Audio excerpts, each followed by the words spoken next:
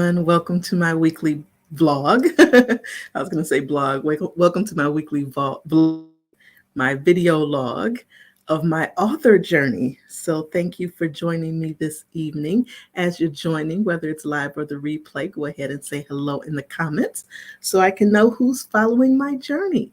So it's Friday evening, and typically on Friday evenings, I go live to give everyone an update about where I am along my author journey. Last week, I did not go live because I actually was presenting on a different platform. And many of you know I wear multiple hats, so I was presenting as a guest on another platform last Friday, which is why I did not do a video, even though I didn't have anything positive to share. I didn't change my word count. There was nothing else going on. So I just posted on my page instead of going live because the conflict was with the timing as well.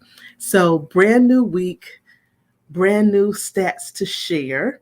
But before we get into those stats, I have a couple resources that I want to share with everyone. So, goodness, I'll try and show them all at the same time. But these are some of the books that I use as resources for writing stories.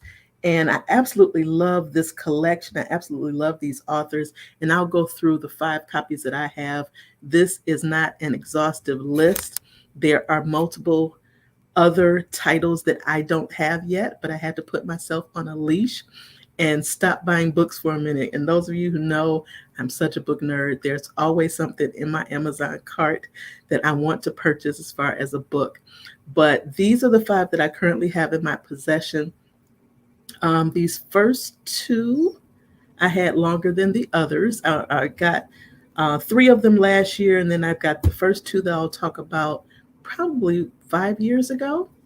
But anyway, this collection of books are by Angela Ackerman and Becca Puglisi.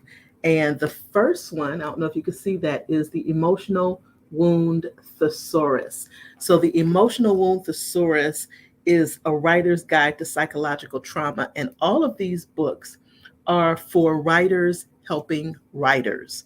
So these books were created because it's very helpful as you're writing your story, primarily written for fiction. However, even with nonfiction, if you want to get to the depth of your character, even if your character is you, if you're doing an autobiography or if you're doing a biography of someone, these books help to really deepen the fortitude, if you would, of the character, or how the readers are able to connect with the characters. So for this Emotional Wound Thesaurus, a writer's guide to psychological trauma, of course, psychological trauma, a lot of us get drawn in with movies with psychological trauma. So you want to have that same impact in a book as well. And for each of these, I kind of tagged an example that I could share with you. So for psychological trauma and emotional wounds, the one that I am going to share is on being raised by neglectful parents. So it has some examples of what it means to be raised by neglectful parents. It talks about false beliefs that could be embraced and the types of things that character who's dealing with that may fear. So again, that's very helpful as you are writing about that character who may have had some neglectful parents. This next one is the Positive Trait Thesaurus. And this is a writer's guide to character attributes that are positive. Again, same authors, the Writers Helping Writers series. And let's see, for the Positive Trait Thesaurus, this one I've kind of tagged being independent because, of course, that really speaks to me. I was an independent woman, if you would, for a good majority of my adult life. So it gives the definition, it gives the categories that it falls into, it gives similar attributes, possible causes, because you want to kind of give the backstory of your characters. And it also gives associated behaviors, thoughts, and emotions. So lots going on with this book that is called the Positive Trait Thesaurus. And for those of you who are just joining, I'd love it if you would say hello in the comments so I know who's on. But just sharing some resources that I have in my vast library that help me with writing whenever I get a chance to sit down and write.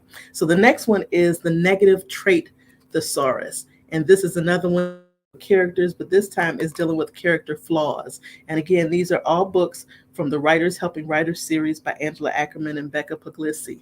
So for this one, the negative trait thesaurus, to give you an example of what it talks about, this one, I just picked one randomly, and this one is on being greedy. And we probably all know somebody who has been greedy at one time or another. But again, it gives a definition, similar flaws, possible causes for that behavior, and associated behaviors, attitudes, thoughts, and emotions. So lots of great information, and it's already done for you. So if you have these types of character traits for the person that you're working on, even if that person is you, you don't really know what to talk about because you know you, but you don't know how to describe it so that somebody else knows and learns you.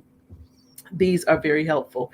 This one is the occupation thesaurus, and this one really goes into different jobs, careers, and vocations, and it helps you to be able to describe that.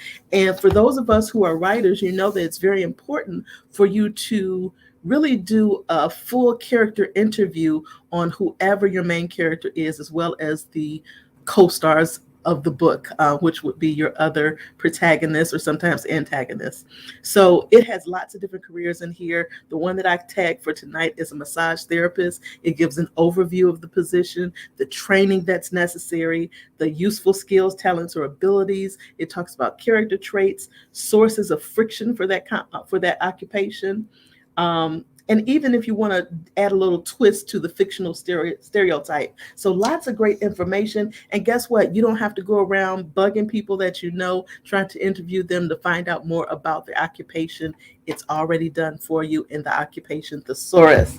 And then the final one that's in my collection, and again, all these books are available online. I'm not getting a dime from promoting these. These are just helpful resources that I enjoy. But this last one is called the Urban Setting Thesaurus. And of course, I'm a city girl born and raised in the city of Detroit. So the urban setting is very important to me in the books that I write. So this one is a writer's guide to city spaces, and it gives lots of great information. Let's see which one I tagged. Used car dealership. So, you know, anyone who grew up in Detroit, I won't say any names, but we had lots of different car dealerships that used to be advertised on commercials, on TV, and on the radio. But it gives you pretty much the sights, the sounds, the smells, the tastes, the textures, the sensations, the possible sources of conflict, and other descriptions so that you would have a really in-depth description of these city spaces, just places that you can find around a city or an urban setting. So those are some of the resources that I have available whenever I actually sit down and write. So now it's time to talk about my weekly update. So I have good news and I have bad news. I'll start with the bad news because I always want to hear the bad news first. So the bad news is my word count is still the same. So my word count is at 9,476 words. Haven't really written any words this week, but the good news is I did make progress on the book itself. And you might be wondering, well, if you didn't write anything, how did you make progress on the book? Well, I did some other things that are very necessary for publishing this book at some point in the future. So even though I didn't add any words to the book, I did do two very important things, three if you count all of them. But I submitted the information for my ISBN number. So I now have an ISBN number for the paperback version as well as for the ebook. And that's very important because you cannot sell a book without the ISBN number. You also cannot do a full book cover unless you have the ISBN number. And along with submitting the information needed to register my ISBN number, that means I also had to select both a price for both the paperback and the ebook, as well as an expected launch date. So what I've done is I selected October of 2022 as my anticipated launch date. So now I have to actually work backwards from that date and kind of plan my next steps, when I need to be finished so the book can go to the editor and so on and so forth. So I've got a lot of work to do over the next week in order to really plan that timeline. But the other thing that I did was I also submitted the form that's necessary in order to get my Library of Congress control number. So for publishers, you can submit information as a part of the pre-publication in order to get the Library of Congress control number that you put inside the on the title on the copyright page of the book. And then, of course, once the book is published, you will send that to the Library of Congress in Washington, D.C., so that it will be a part of their record. So I did those 3 things this week for my new book, The Night Season, Unlocking the Mystery of Your Dreams. So I now have an ISBN number for the paperback, for the ebook, and then I also have submitted my Library of Congress control number request, and that should be coming over the next few business days. So I'm really excited about that, even though I have not added any new words this week. But I'm really grateful for each of you that watch my weekly vlogs, because it does keep me accountable. It does help me to stay on track. I know in my head that, okay, on Friday, I've got to check in and let people know what's going on with my works in progress.